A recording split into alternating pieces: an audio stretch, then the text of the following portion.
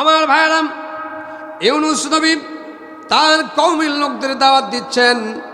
দাওয়াত যত দেন ইউনুস আলাইহিস সালামের কওমের লোকেরা ততই তাকে পাগল বলে। কি বলে? এ পাগল কোথা থেকে আসলো রে বাবা? কিন্তু ইউনুস আলাইহিস সালাম আল্লাহর পক্ষ থেকে নবুয়তি পায়, নবী হয়ে তিনি কালেমার দাওয়াত দিচ্ছেন। জোরে বলুন সুবহানাল্লাহ। ইউনুস আলাইহিস সালাম কয়েক বছর দাওয়াত দেওয়ার পরে জাতি তাকে কোনোভাবেই নবী বলে স্বীকার করলো না, কোনোভাবেই আল্লাহর একত্ববাদকে মেনে নিতে চায় না, কোনোভাবেই আল্লাহকে মেনে নিতে চায় না, আল্লাহর হুকুম মেনে নিতে চায় না, আল্লাহকে কোনো বিষয় মেনে নিতে চায় না, আল্লাহর হুকুম জমিনে পরিচিত হোক এটা চায় না। এবার ইউনুস আলাইহিস সালাম আল্লাহকে বললেন, আল্লাহ গো, এই কওমের লোকেরা, আমার এই কওমের লোকেরা কেউ আমার কথায় কান দেয় না, কেউ আমার কথা মানে না, কেউ কালেমা পড়তে চায় না। ও আল্লাহ, তুমি এদেরকে কি করবে? আযাব দাও, না হলে এদের কি করবে করো। ইউনুস আলাইহিস সালামকে আল্লাহ পাক বললেন, ইউনুস তুমি দাওয়াত দিতে থাকো, কে কালেমা পড়বে আর কে আল্লাহর একত্ববাদকে মেনে নেবে তাতে তোমার কোনো সমস্যা নাই, তোমার দাওয়াতি কাজ তুমি চালিয়ে যাও। জোরে বলুন সুবহানাল্লাহ। হযরত ইউনুস আলাইহিস সালাম এক পর্যায়ে দাওয়াত দিতে দিতে যখন তার কওমের লোকেরা যখন তাকে মানল না, এবার ইউনুস আলাইহিস সালাম বললেন, ও আমার কওমের লোকেরা তোমরা শোনো, আমি আশঙ্কা করছি আল্লাহর পক্ষ থেকে তোমাদের কাছে আযাব চলে আসবে। কি আসবে? আযাব আসবে, তোমরা কালেমা পড়ো।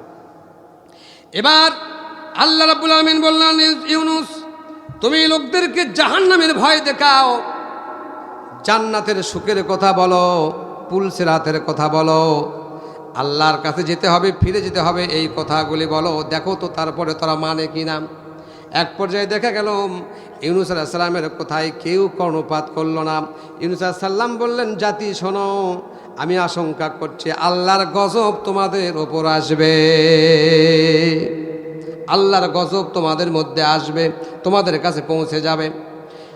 লোকেরা এবার বলল, উপহাস করে বলল, ঠাট্টা করে বলল, ইউনুস আলাইহিস সালাম বলেন তো কোন দিন আল্লাহর গজব আসবে? ধরে নেন আজকে কি বার? মঙ্গলবার। ধরে নেন বৃহস্পতিবারের দিন আসবে। ইউনুস আলাইহিস সালাম বললেন দুদিন পরে গজব আসবে, বৃহস্পতিবার দিন গজব আসবে। কিন্তু আল্লাহ রাব্বুল আলামিন গজবের কথা বলেন নাই, তিনি বলেছেন তোমার কওমের লোকদেরকে তুমি ভয় দেখাও, তোমার কওমের লোকদের তুমি উপদেশ দাও, আল্লাহর কথা বলো, জাহান্নামের ভয় দেখাও, গজবের কথা কিন্তু আল্লাহ বলে নাই। কথা বলেন ঠিক না ব্যাঠিক? কিন্তু নবীরা কখনো মিথ্যা কথা বলেছে? নবীরা কখনো কারোর সাথে প্রতারিত করেছে? করে নাই। আমার কলিজার টুকরা রানীর হাড়বাসী ইউনুস আলাইহিস সালাম বললেন, বৃহস্পতিবারে তোমাদের কাছে গজব আসবে।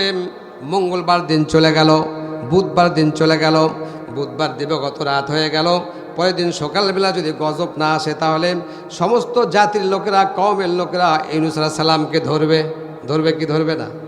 যে ও ইউনুস নবী, তুমি আল্লাহর কাছ থেকে নিজেকে নবী বলে দাবি করো, আল্লাহর নবী বলে দাবি করো, তোমার কথা মিথ্যা হলো কেন? ওই গজব, তাহলে আল্লাহ তোমাকে ভুলে গেছে, তোমার আল্লাহ তোমার কথা শোনে না, এই বলে তারা তিরস্কার করবে, ধিক্কার দেবে। ইউনুস আলাইহিস সালাম রাতের বেলায় কি করলেন? তার দুইজন পুত্র সন্তান এবং স্ত্রীকে নিয়ে ওই এলাকা ছেড়ে পালিয়ে যেতে শুরু করলেন। ও শেষ করে দেব? শেষ করব?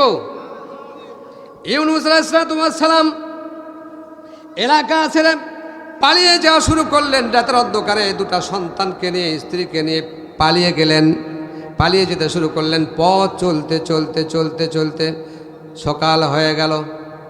সকাল যখন হল, ইরাকের একটি বিরাট জঙ্গলের কাছে গিয়ে রাত্রি পয়া গেল। সেখানে তারা আল্লাহর হুকুম আদায় করলেন। সকালবেলা তারা ক্লান্ত হয়ে গেছেন, সারা রাত্রি হেঁটে হেঁটে এসেছেন। ইরাকের ওই বিশাল জঙ্গলের পাশে, বিশাল জঙ্গলের কাছে একটা তাঁবু করে সন্তানদের বিশ্রাম দিয়ে দিলেন।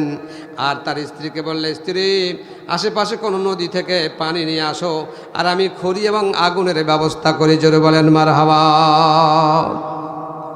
সন্তানকে বিশ্রাম দিতে গিয়ে তার স্ত্রী কলসি নিয়ে গেলেন দাজলা নদীর পাড়ে।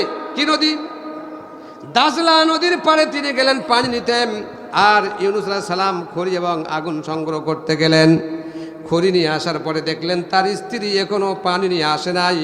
তাই সে পানির সন্ধানের জন্য খোঁজাখুঁজি করতে লাগলেন।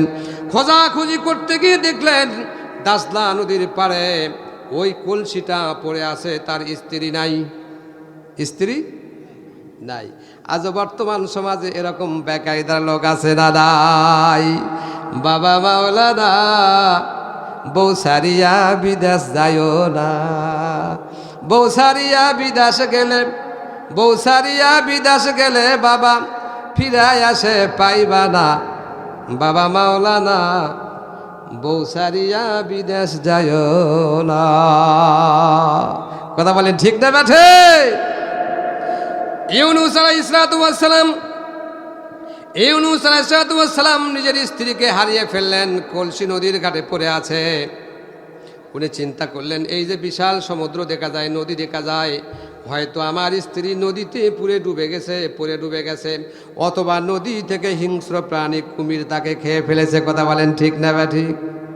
কারণ নবীদের স্ত্রীর কোনো চরিত্র খারাপ ছিল, তারা ছিলেন পর্দাপোশিদা, তারা ছিল আল্লাহর হুকুম পালনকারী। নবীদের স্ত্রীর কখনো কোনো চরিত্র খারাপ ছিল না। আজকের বাংলার জমিনে চরিত্রহীন মহিলা খুঁজে পাওয়া যায় না। কি কন পাওয়া যায়? এটা আমার এক ভাই বলছে পাওয়া যায়। আজকে বাংলার জমিনের দিকে খেয়াল করেন, কিছুদিন আগে ভাইরাল হলো ইউটিউবে, মুস্তাক নামে একজন বৃদ্ধ, ৬০-৬৫ বছরের বয়স। কথা বলেন ঠিক না ঠিক? আর তিশা নামে একজন ছোট মহিলা, ১৭-১৮ বছরের মহিলা, তার সাথে প্রেম, অবৈধ সম্পর্ক।